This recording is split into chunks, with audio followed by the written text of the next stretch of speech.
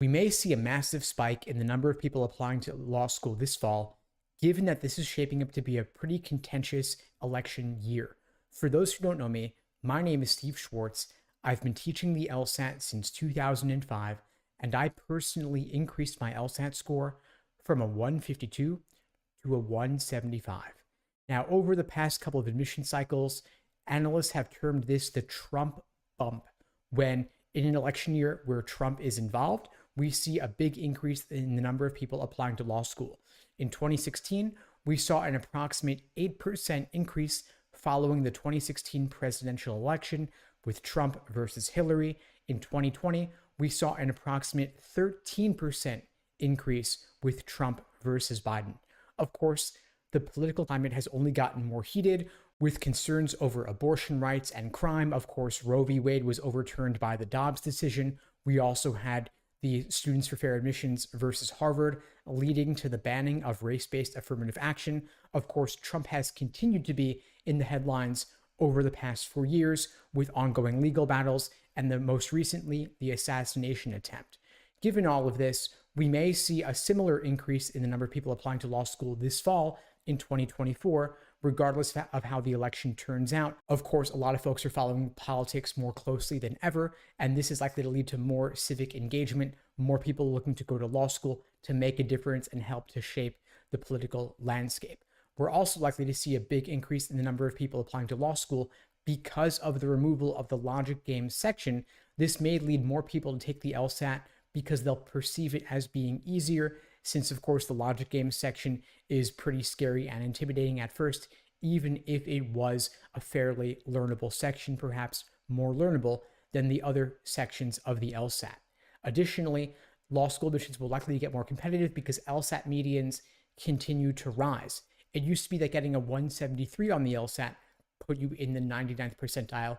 Now you need to get a 175 in order to be in the 99th percentile. LSAT score inflation is only getting worse for a number of different reasons. One of them being that back in 2020, with the LSAT being moved online at the beginning of the pandemic, LSAC adopted a temporary LSAT flex format with only 3 sections rather than the previous 5 sections. LSAC underestimated just how much easier it would be to take a shorter LSAT from the comfort of your own home rather than taking it in a stressful testing environment. And LSAC also underestimated the fact that people would have a lot more time to study while they were stuck at home all the time. Additionally, it has become a lot easier to get accommodations for extra time on the LSAT.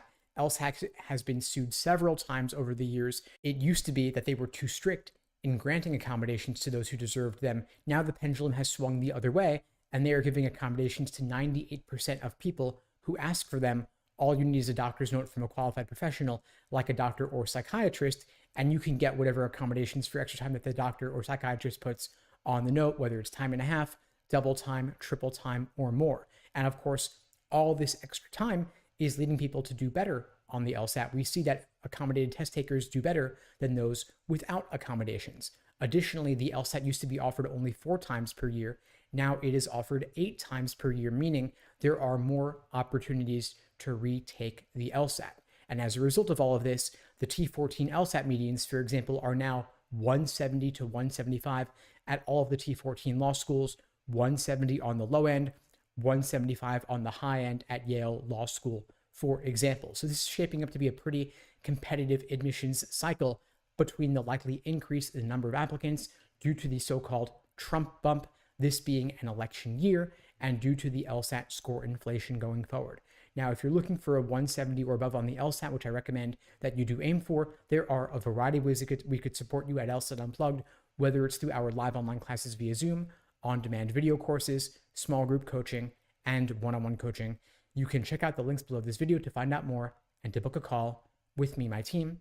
And in the meantime, I'll wish you all the best and take care.